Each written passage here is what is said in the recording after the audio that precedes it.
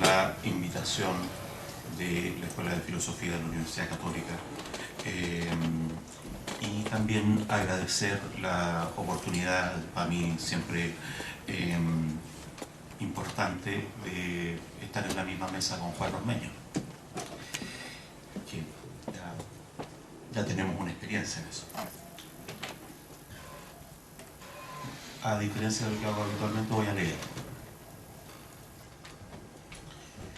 La idea moderna de que el único saber realmente aceptable es el que proviene de la experiencia conduce a una paradoja. Es una idea que supone un sujeto individual, que es un alma en un cuerpo, y que a través de los sentidos podría llegar a saber la realidad de otra cosa que no es él mismo. La paradoja se produce porque la estricta división entre alma y cuerpo impide formular algún mecanismo verosímil a través del cual éste pueda influir sobre la primera y, como consecuencia, impide formular un mecanismo por el cual lo otro, en general, pueda ser captado de manera determinada por el sujeto. Considerado de manera más amplia, el origen de esta dificultad es en realidad un sistema de dicotomías y exterioridades correlativas íntimamente relacionadas. El alma versus el cuerpo, el sujeto como individuo versus el sistema de los objetos, este individuo respecto de otros individuos. Los objetos mismos, por hipótesis, sin que se llegue a saber muy bien cómo, serían exteriores unos respecto de otros. Por supuesto, todas estas exterioridades suponen a su vez, como si fuesen obvios, los términos que las constituyen. Habría almas individuales, objetos exteriores, objetos que meramente son, que estarían determinados por sí mismos de manera particular. Este mundo de supuestos opera de hecho, sin mayor reflexión, en el sentido común, a la vez empirista y racionalista, que recorre toda la modernidad y que ilumina también tanto a los científicos como a los filósofos clásicos. Descartes tiene el mérito de haber intentado por primera vez de manera consistente y radical dar coherencia y fundamento filosófico a tales delirios. Kant pudo mostrar, después de 150 años de variados intentos por completar las impotencias cartesianas, que bajo estos supuestos todo el proyecto resulta inviable, a no ser que se supusiera que en realidad el sujeto solo puede conocer de manera determinada lo que hay al interior de su propia experiencia, nunca lo que habría de manera meramente hipotética más allá de ella. Sin embargo, la eficacia de las críticas de Kant contra el dogmatismo que cree haber probado la existencia de Dios o de los objetos determinados se debilita considerablemente cuando se trata de la afirmación de el ser de lo otro, ahora meramente indeterminado, e incluso de la afirmación del ser de los otros sujetos, considerados como particulares determinados. Por un lado, Kant tiene que insistir en el ser de lo indeterminado por esa clase de razones dogmáticas a las que llama fe, distinguiéndolas de manera gratuita de aquellas otras que ha criticado eficazmente por considerarlas meros racionalismos. Por otro lado, como si la pura afirmación de la fe le resultara algo incómoda, se ve obligado a declarar que el enojoso asunto de lo indeterminado como tal es, en rigor, indecidible, y procede a suspender la pregunta, como si esta suspensión pudiera equivaler a una respuesta. Mucho más allá de sus resabios e intereses teológicos, sin embargo, el asunto de la eventual realidad efectiva de algo otro, que no es sujeto él mismo, reaparece cuando nos preguntamos cómo le consta al sujeto, que se presupone gratuitamente como individual, que haya otros sujetos tan determinados e individuales como él. Kant ha sido eficaz para mostrar que esta otredad que conocemos como cosa no es sino un producto articulado en la facultad de conocer. Tratándose de la cosa y de cada cosa como algo puramente exterior, que no es sujeto, su mostración funciona. Pero ¿es otro sujeto determinado también una pura articulación construida en la facultad de conocer? Y peor aún, ¿es este sujeto determinado el yo mismo? una articulación del mismo tipo? Típicamente Kant administra el problema o declarándolo impensable o resolviéndolo por decreto. Por un lado, afirma como apercepción trascendental lo que le niega a Descartes como sujeto sustantivo. Por otro lado, meramente afirma la incognoscibilidad de un sujeto particular sustantivo, corriendo nuevamente hacia abajo de la alfombra de lo indeterminado, justamente aquello que requiere afirmar, y lo requiere. Porque de pronto, en el ámbito de la razón práctica, estas almas individuales libres resultan poseer una realidad sustantiva, y deben tenerla, puesto que ellas son ni más ni menos que las portadoras de la responsabilidad moral. Eso sí, aclara Kant, obligado por la camisa de fuerza en que se ha metido, esa sustantividad de las almas es algo que tenemos que aceptar solamente como postulado. Hay kantismos contemporáneos más o menos hegelófilos que han creído mejorar la arbitrariedad de estos postulados apelando a la realidad del lenguaje. Pero cuando se supone que el lenguaje tiene el efecto constructivo de generar los objetos determinados en la mente de los hablantes a partir de coordinaciones puramente mecánicas y corporales, esas mentes mismas quedan sin explicar. Y solo se ha conseguido reemplazar la riqueza metafísica de la facultad de conocer kantiana por la pobreza de la lingüística conductista. Y cuando se supone que las mismas mentes en juego son articuladas desde el operar del lenguaje, no se logra entender el lenguaje de quién o de qué. No se logra entender qué sería este operar que debe postularse. Mentes construidas de por medio, como el puro operar mecánico mismo, el operar vacío de algo no especificado. Por supuesto, el kantismo administrativo puede acudir aquí como auxilio. Se trataría de algo incognoscible. Pero cuando se supone, aún más, en un extremo poco frecuente, que ese operar del lenguaje no es sino todo lo que nos consta y puede constar como mundo, no se entiende por qué habría que llamar justamente lenguaje a algo que está pensado directamente como el mundo. Las paradojas y arbitrariedades que subyacen al operar del pensar moderno y que afloran en cuanto Descartes inaugura el ciclo de su explicitación surgen de dos fuentes omnipresentes que operan como un fundamento que los pensadores clásicos se obstinan en mantener. Una de ellas es la idea de que habría algo otro, puramente exterior. La otra es la idea de que tanto lo que hay como aquello que sería lo otro se limitan simplemente a ser de manera dada y estable, y que es desde este ser dado que luego interactúan y generan algo. Algo que, desde luego, dadas tales premisas, solo puede ser pensado como articulación, como agregado que interactúa. Pero mientras que, dados los términos como estables, el problema es solo su articulación, siendo uno de los términos un sujeto, nunca se llega a entender cómo la articulación, el contacto, llega a generar la diversidad empírica o incluso llega a ser del todo posible. Y siendo ambos términos sujetos, por lo demás meramente dados, supuestos, no se llega a entender cómo pueden generar la responsabilidad moral que se les atribuye. Y estas son justamente, de manera inversa, las premisas centrales que la lógica de Hegel sustituye.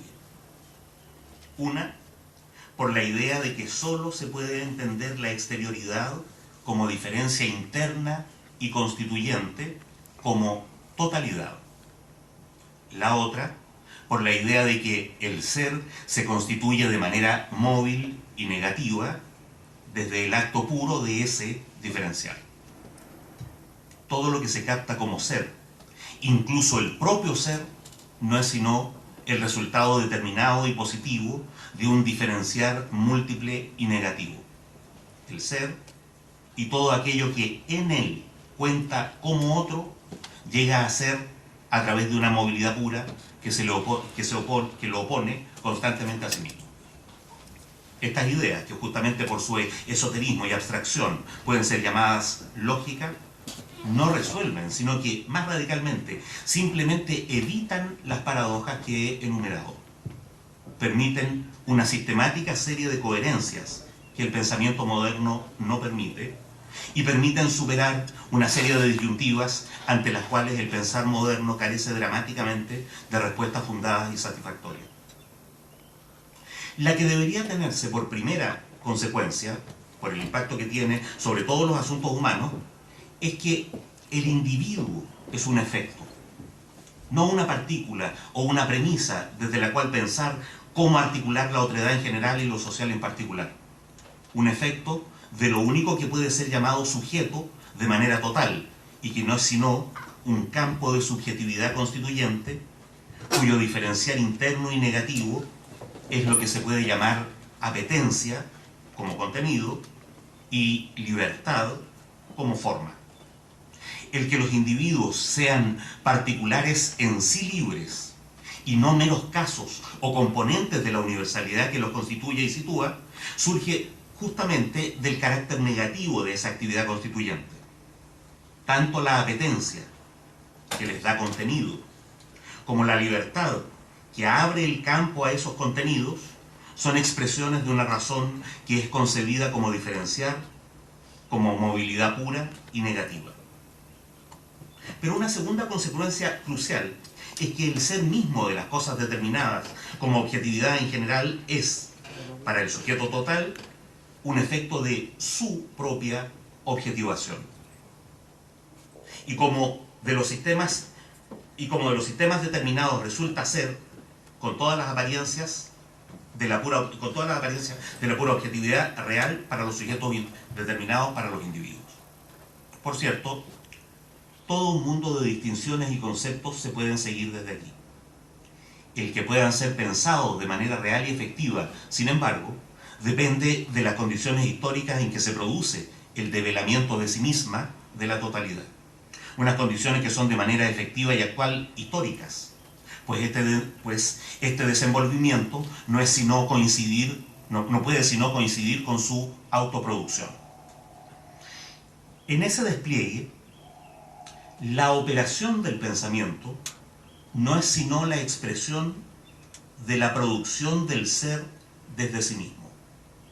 No el pensar o lo pensado, sino la operación que el pensamiento hace cuando piensa, la estructura de ese operar. Es decir, aquello que da sus contenidos originarios, no solo sus formas, a lo pensable, y que traza la frontera de lo impensable. Esa estructura, que no es sino un conjunto de funciones de la razón y en la razón, es la que da forma a las categorías.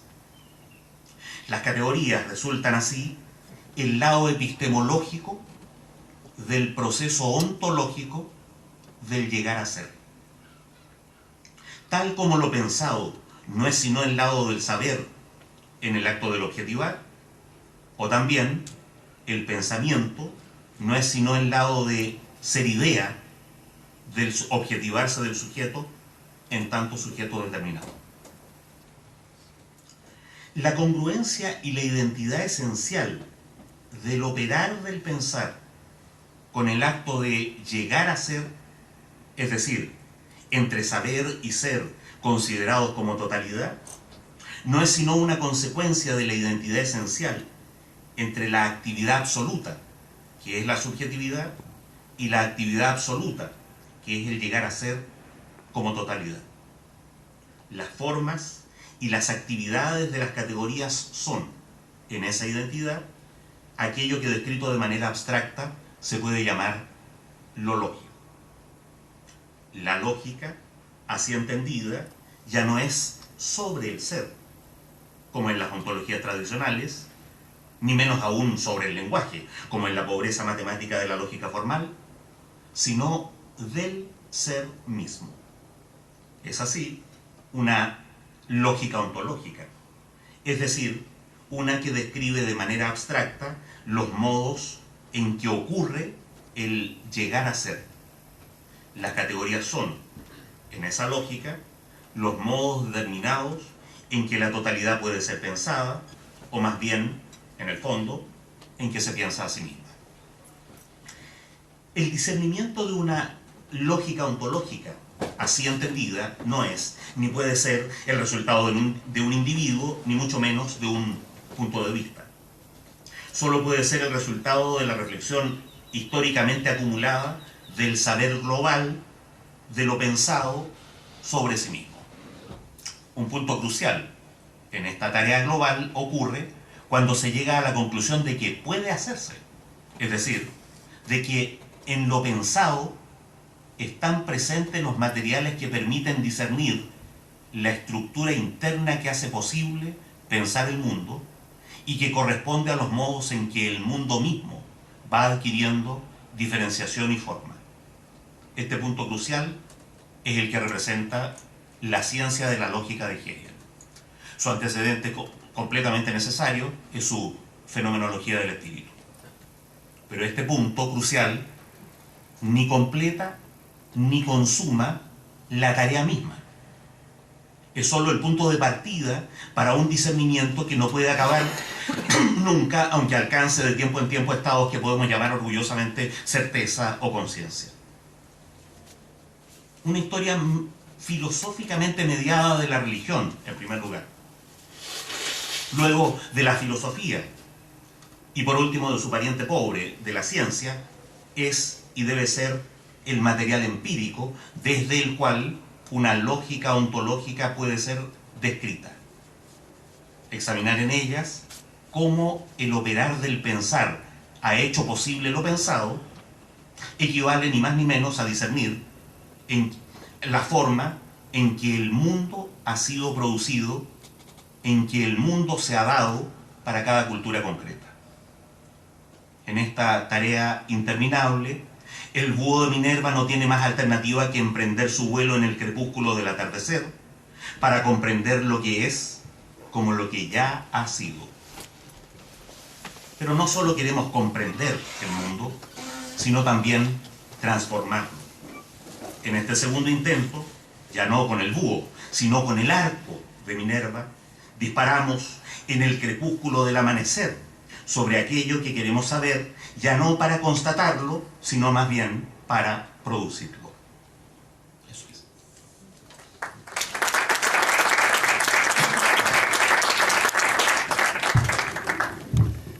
Muchas gracias, profesor. Ahora le corresponde entonces al profesor Juan Ormeño con la ponencia de qué se trata la lógica de Hegel.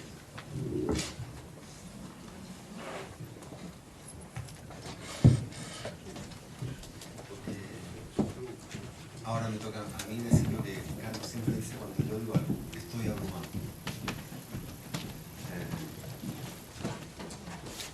Para los que no nos hayan visto hacer este espectáculo antes, no tiene ningún sentido. Es un chiste interno.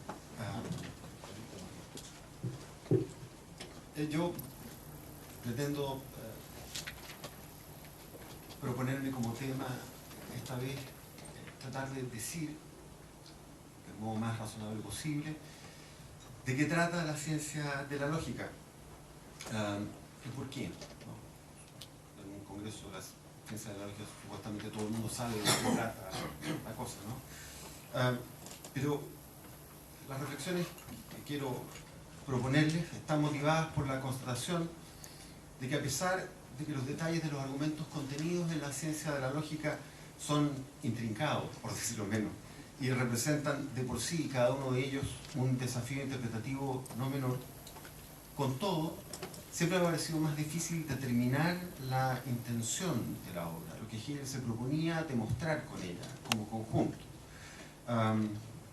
Y esto es algo que he constatado tratando de hacer clases acerca de la ciencia de la lógica.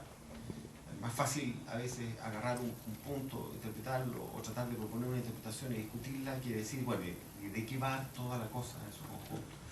Y entonces lo que quiero hacer es considerar algún tipo de respuesta plausible a la pregunta de qué trata la lógica de Hegel y proseguir así en el futuro, dado que el arco de Minerva tiene que apuntar hacia allá, un diálogo con Carlos Pérez cuyo inicio se remonta hasta tan atrás en el tiempo que no quisiera ni hacer la cuenta. Es cierto que el propio Hegel en los prólogos, introducción y en la división de la obra que la ciencia que ella va a exponer es la crítica inmanente de las determinaciones del pensamiento, una caracterización que contrapone lo que la ciencia de la lógica hace a lo que Kant habría pretendido, según Hegel, pero no cumplido en su crítica de la razón pura, ¿no? De hecho, Hegel dice a este respecto que aquella crítica, la razón, ha alejado las formas de pensar objetivo solo de las cosas, pero las ha dejado en el sujeto tal como las ha encontrado. Además de eso, él caracteriza la ciencia de la lógica no como aquello que trata del pensar objetivo, o alternativamente que las determinaciones del pensamiento tienen tanto valor y existencia objetiva como los objetos de la filosofía real, el espíritu, la naturaleza, la vida, ¿no? Además sostiene que la ciencia de la lógica debe proveer una conciencia acerca del pensamiento y sus esencialidades puras que esté a la altura del desarrollo actual del espíritu, que se trata de una lógica no formal, que tiene contenido y que según esto debe ser concebida, cito, como el sistema de la razón pura, como el reino del pensamiento puro. Y luego, de un modo lamentablemente confuso, agrega a continuación, tengo que citarlo lo más citado de hechos, este reino es la verdad sin envoltura, tal y como ella misma es en y para sí. Por eso puede uno expresar que este contenido es la presentación de Dios, tal y como Él es en su esencia eterna, antes de la creación de la naturaleza y del espíritu finito. ¿Sí? No sé qué podríamos empezar a hacer con una obra que lo que hace, lo que pretende hacer es presentar a Dios antes de la creación, ¿no? Yo al menos no sabría qué empezar con eso. Quizá en la otra sala donde están discutiendo los teólogos, ellos podrían hacer, yo no sabría qué hacer. Aunque un poco más adelante, de un modo más determinado, dice Hegel, por ejemplo, que la lógica objetiva, ¿no?, se correspondería en parte con la lógica trascendental de Kant, en tanto al menos esta última trataba de los conceptos, en la medida en que estos pueden referirse a priori a objetos, o que contienen las reglas de un pensamiento puro de un objeto, ¿no? Y además agrega que la lógica objetiva ocupa el lugar de la antigua metafísica y más determinadamente de la ontología helénica. Todas estas caracterizaciones que ofrece Hegel preliminarmente a la ciencia de la lógica pueden a lo sumo dar pistas, si ustedes quieren, de aquello acerca de lo cual la lógica va a tratar, pero no nos entrega de un modo determinado algún tipo de sentido con el cual pudiéramos trabajar un poco. Yo, para tratar de responder la pregunta que yo mismo me he puesto, voy a tomar uno de estos hilos y voy